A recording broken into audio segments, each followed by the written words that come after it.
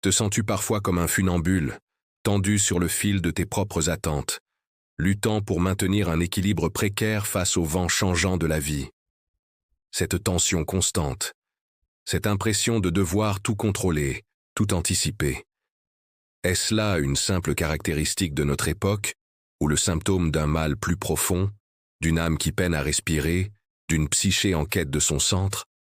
As-tu déjà ressenti cette saturation intérieure, ce trop-plein d'efforts qui, paradoxalement, semble te maintenir sur place, voire t'enliser davantage, comme si plus tu t'acharnes, plus l'horizon s'obscurcit et plus tes mains se vident? Et si cette lutte acharnée, cette volonté de tout maîtriser, était précisément ce qui te freine? C'est une perspective audacieuse, presque contre-intuitive dans notre société qui valorise l'action incessante. Pourtant, le grand psychologue Carl Jung nous a soufflé cette vérité essentielle. Quand tu arrêtes de en faire, tout commence à fonctionner. Une phrase qui résonne comme un appel à une sagesse oubliée, un murmure à l'âme, une clé issue des profondeurs de la psyché humaine. Aujourd'hui, ensemble, nous allons explorer ce piège subtil du contrôle. Nous allons plonger au cœur de ce mécanisme avec la profondeur et la pertinence intemporelle de la psychologie de Carl Jung, qui nous offre des clés uniques pour comprendre notre psyché et ses vastes territoires de l'inconscient personnel au collectif. Ce voyage n'est pas une simple quête intellectuelle, c'est une invitation à une transformation profonde, à une libération.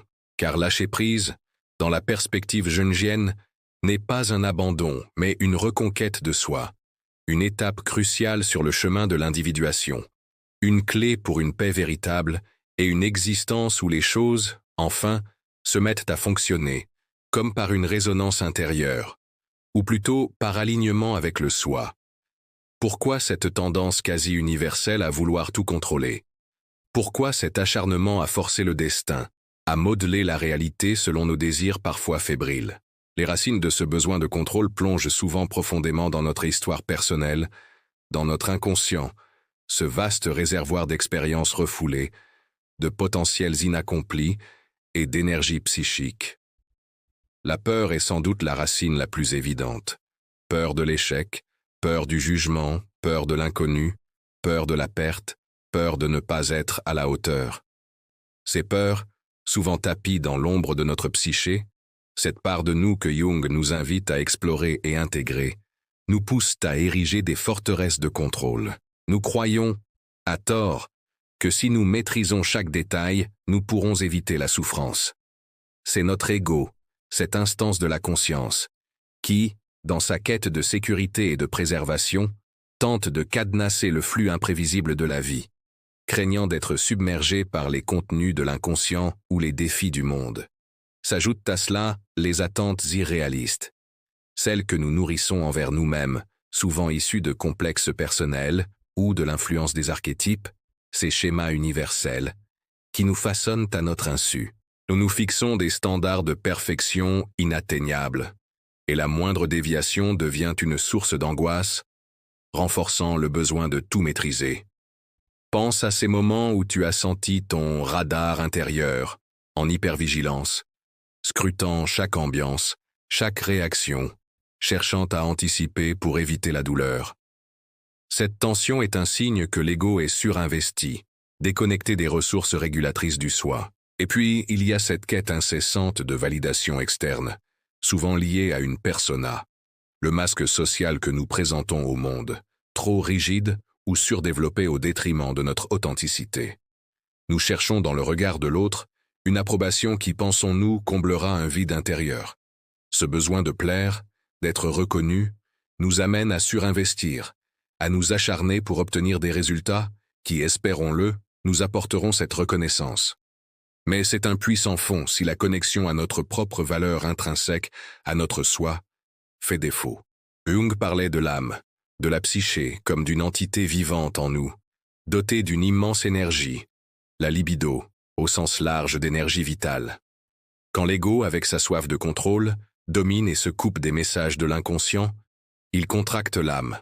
Imagine une fleur que l'on empêcherait de s'ouvrir, que l'on voudrait forcer à éclore selon un calendrier précis, sous une lumière artificielle. Elle perdrait sa vitalité, sa couleur, son parfum unique. Notre âme, de même, s'étiole sous le joug du contrôle excessif. Elle a besoin d'espace, de confiance, de pouvoir respirer au rythme de la vie elle-même, pour véritablement s'épanouir, pour nous guider vers notre processus d'individuation, ce chemin unique vers la réalisation de notre totalité, de notre soi. Les conséquences de cet acharnement sont multiples et insidieuses.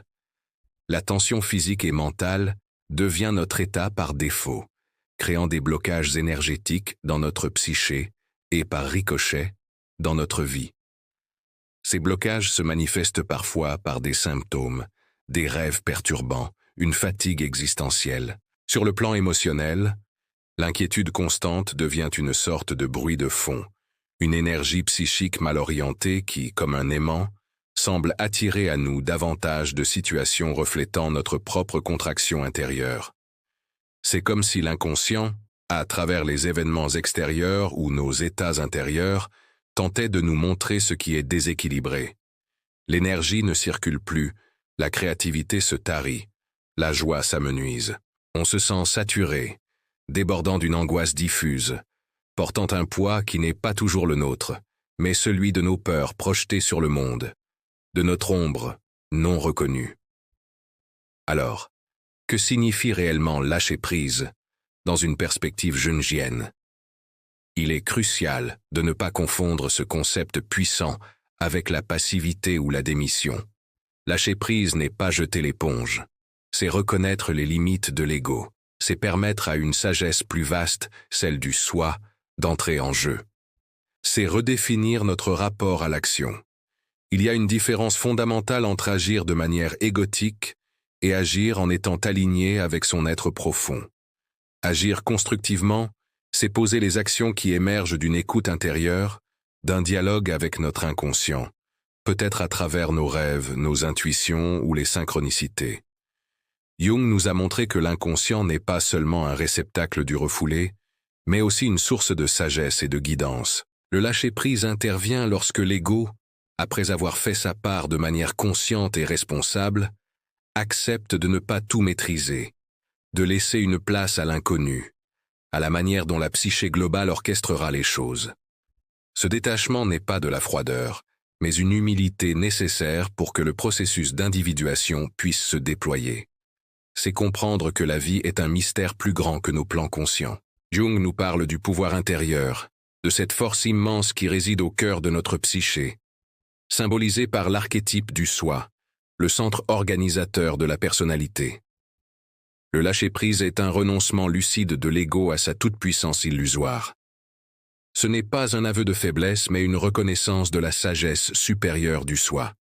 C'est dans cette défaite de l'ego que réside une immense force, celle qui permet le passage de la validation externe à une confiance intérieure profonde, ancrée dans la connexion avec notre totalité. C'est commencer à puiser sa sécurité, non plus dans la maîtrise illusoire du monde extérieur, mais dans la certitude de la présence de ce guide intérieur. Lorsque nous sommes constamment dans l'inquiétude, dans la tentative de forcer les choses, nous sommes dans une posture où l'ego domine, où notre énergie psychique est crispée. Cet état intérieur façonne notre perception du monde et peut même influencer les types d'expériences que nous attirons ou créons. L'inquiétude est une sorte de rumination stérile qui bloque le flux créatif de la psyché. Le lâcher-prise, en revanche, c'est changer radicalement cette dynamique interne. C'est permettre à l'ego de s'assouplir, de devenir un serviteur du soi plutôt qu'un tyran. C'est passer à « je fais ma part avec conscience et je m'ouvre à ce que la vie, à travers les manifestations de mon inconscient et les événements extérieurs, me propose. Je me fais confiance pour accueillir ce qui viendra, sachant que même les difficultés peuvent être porteuses de sens pour mon évolution. C'est une déclaration de confiance envers les processus profonds de la psyché, une foi en la capacité de l'âme à trouver son chemin. L'énergie psychique, alors, peut circuler plus librement, favorisant la croissance et l'épanouissement. Cette transformation intérieure, ce passage du contrôle égotique à la confiance dans le soi, a des répercussions concrètes et souvent surprenantes sur notre réalité extérieure. Comment cela fonctionne-t-il selon une perspective jungienne? Il s'agit d'abord d'une forme d'harmonisation psychique. Jung concevait la psyché comme un système énergétique. Lorsque l'énergie est bloquée par des complexes, des peurs ou un ego trop rigide, cela crée des tensions et des déséquilibres. Le lâcher-prise permet à cette énergie de refluer, de se redistribuer de manière plus harmonieuse. En cessant de résister, en accueillant ce qui émerge de l'inconscient, nous permettons à la psyché de s'auto-réguler. Ce que nous projetons sur le monde extérieur change alors, car notre monde intérieur est en cours de réorganisation.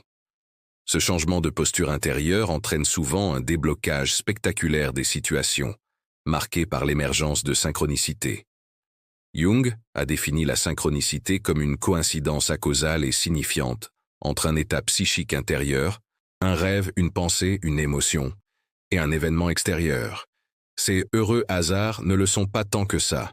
Ils sont des manifestations de l'interconnexion entre la psyché et le monde, des signes que nous sommes en phase avec un ordre sous-jacent, peut-être celui de l'inconscient collectif ou du soi. Lorsque l'ego lâche sa volonté de tout diriger, il crée l'espace nécessaire pour que ces correspondances signifiantes se produisent, nous guidant et confirmant que nous sommes sur une voie porteuse de sens. La vie semble alors nous apporter ce dont nous avons besoin pour notre croissance.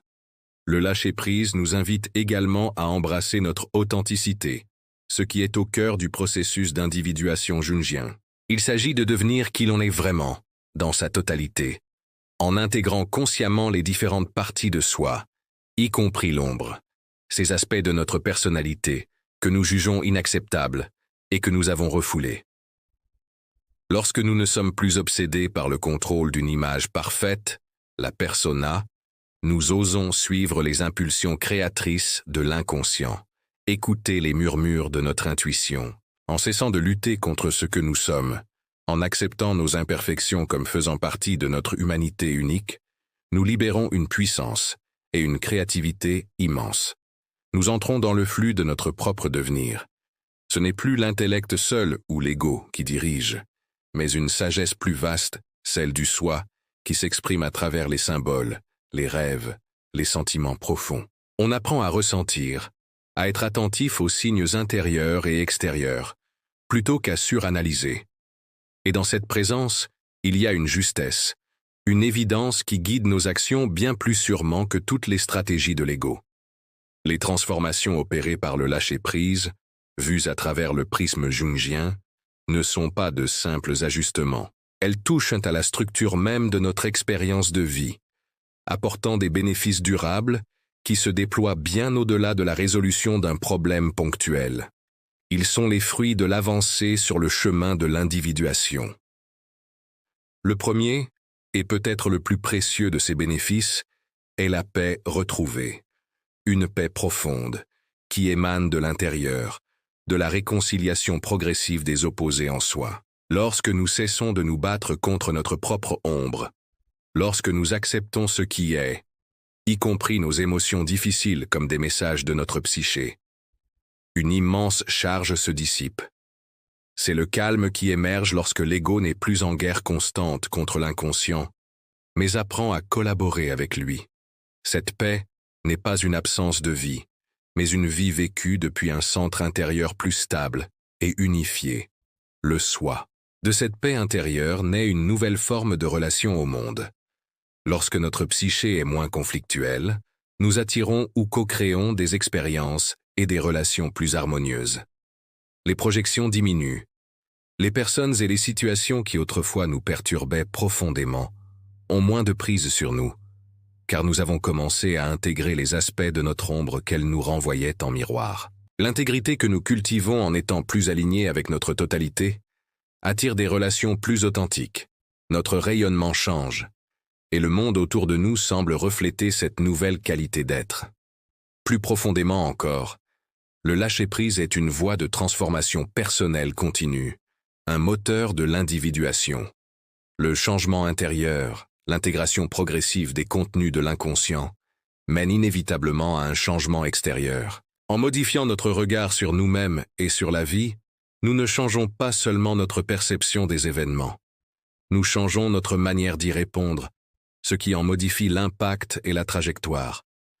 Nous développons un regard plus éclairé, plus sage, plus libérateur. Les défis ne disparaissent pas forcément, mais notre capacité à les traverser avec une plus grande conscience et à en extraire le sens pour notre croissance s'accroît exponentiellement. Nous découvrons une souveraineté intérieure, une force qui vient non pas du contrôle, mais de l'alignement avec le soi. L'ombre, cette part de nous que nous refoulions et qui alimentait notre besoin de contrôle, peut être progressivement reconnue, et ses énergies réorientées de manière constructive. En l'accueillant, nous récupérons une énergie vitale considérable et devenons plus complets, plus humains. Nous avons parcouru ensemble les méandres du contrôle et les chemins libérateurs du lâcher-prise, éclairés par la psychologie profonde de Carl Jung. Son œuvre nous rappelle que cesser de forcer, cesser de s'épuiser dans une lutte où l'ego tente de dominer la totalité de la psyché, est la clé non seulement pour que les choses commencent à fonctionner, mais pour retrouver une connexion intime et vibrante avec notre âme, avec notre soi. Ce n'est pas un chemin facile, car nos habitudes de contrôle égotique sont souvent ancrées depuis longtemps. Cela demande du courage, celui d'explorer notre inconscient, de rencontrer notre ombre. Cela demande de la patience, celle d'apprendre à faire confiance au processus de la vie et au message de notre psyché. Cela demande de la conscience, celle d'observer nos mécanismes intérieurs sans jugement, avec la curiosité d'un explorateur de son propre monde intérieur. L'invitation aujourd'hui est simple, mais profonde, celle de vous rendre disponible à la totalité de ce que vous êtes, et par là, à la vie. D'ouvrir un espace en vous pour que le nouveau puisse advenir, pour que les solutions créatives de l'inconscient puissent émerger, pour que la paix issue de l'intégration puisse s'installer durablement. C'est une invitation à remplacer l'acharnement par l'alignement avec le soi, la peur par la confiance en vos ressources intérieures, la contraction par l'expansion de la conscience.